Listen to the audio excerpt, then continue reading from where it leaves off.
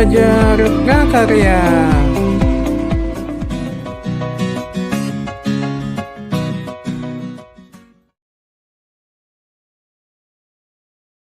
Assalamualaikum warahmatullahi wabarakatuh. Baik, kembali lagi kita kepada pelajaran prakarya untuk kelas 9.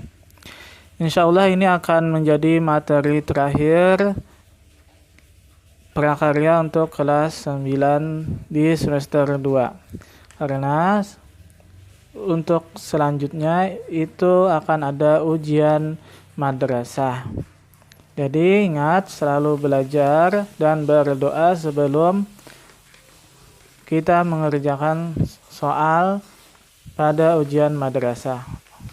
Karena di ujian madrasah ada nanti soal seni budaya dan prakarya. Baik, kita masuk ke materi inti kita hari ini. Yang akan kita bahas kali ini adalah tentang budidaya ikan hias. Yang ada buku paketnya, silakan buka halaman 186. Yang pertama, pengertian ikan hias. Ikan hias merupakan jenis ikan yang digemari oleh masyarakat. Ikan hias adalah jenis ikan yang dipelihara dan tidak untuk dikonsumsi. Jadi ikannya itu untuk dipelihara, bukan untuk dimakan atau dikonsumsi. Ada dua jenis habitat ikan hias, yaitu ikan hias air tawar dan ikan hias air laut. Jadi ikan hias itu ada yang habitatnya atau tempat tinggalnya di air tawar dan ada juga yang di air laut. Tapi yang kebanyakannya itu yang dipelihara adalah ikan hias air tawar. Kemudian yang kedua, jenis-jenis ikan hias. Jenis-jenis ikan hias tadi terbagi dua, ada berdasarkan habitatnya, ada yang air tawar dan ada juga yang air laut. Kita ambil contoh di sini yang berasal dari air tawar, yaitu ikan cupang.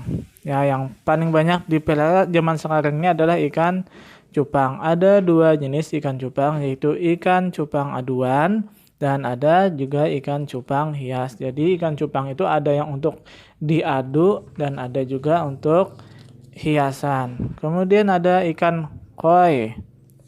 Ikan koi biasanya yang ada di taman-taman di depan rumah, yang bentuknya seperti torpedo atau seperti ikan bandeng, tapi memiliki warna yang cantik.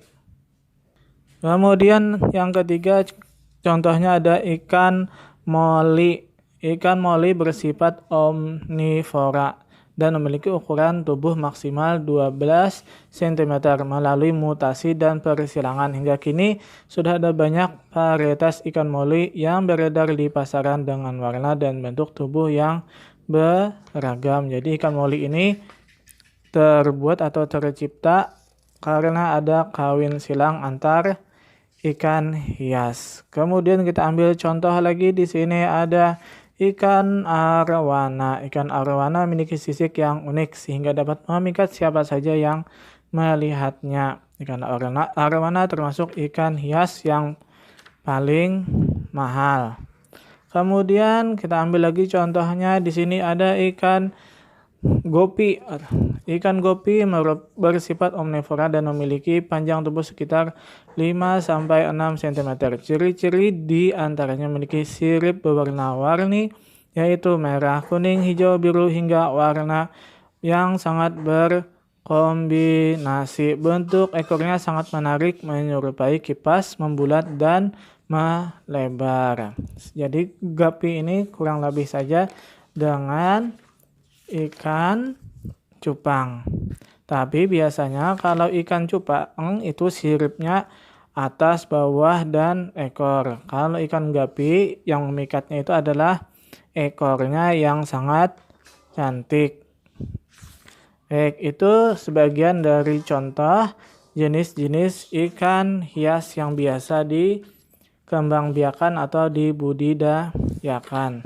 Selanjutnya kita masuk ke materi tentang sarana budidaya ikan hias atau peralatan untuk membudidayakan ikan hias. Yang kita perlukan yang pertama kalau ingin membudidayakan ikan hias adalah tempat perawatan atau pemeliharaan ikan. Tempat pemeliharaannya itu ada 3. Biasanya yaitu akuarium yang terbuat dari kaca, kemudian kolam baik yang terbuat dari semen ataupun dari terpal. Yang ketiga bisa menggunakan bak. Bak itu ya seperti bak mandi seperti itu yang biasa terbuat dari styrofoam ataupun fiberglass. Kemudian yang kedua sarananya itu lingkungan abiotik. Lingkungan abiotik itu secara mudahnya itulah air yang bagus.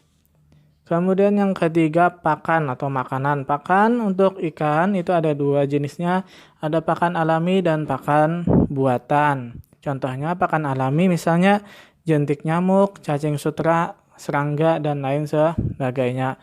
Sedangkan pakan buatan contohnya adalah pelet yang biasa berbentuk butiran-butiran. Kemudian yang keempat ada peralatan.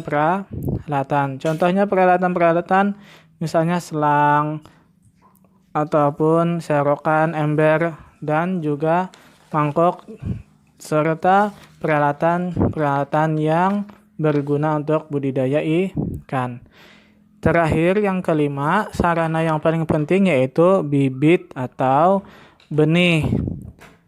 Bibit di sini adalah yang dimaksud bibit dalam budidaya ikan hias adalah anak-anak ikan yang masih kecil. Itu adalah bibit atau benih untuk budidaya ikan hias.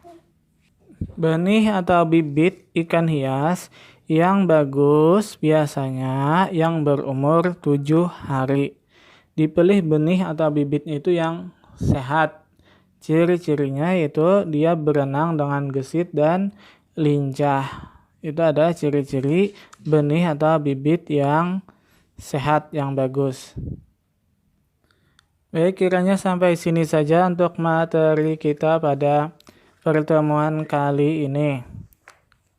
Untuk kali ini Bapak tidak akan memberikan pertanyaan atau follow up, tetapi Bapak ingatkan untuk kalian memeriksa kembali tugas-tugas yang terdahulu dan juga memperhatikan materi-materi yang terdahulu untuk menghadapi ujian madrasah yang akan datang.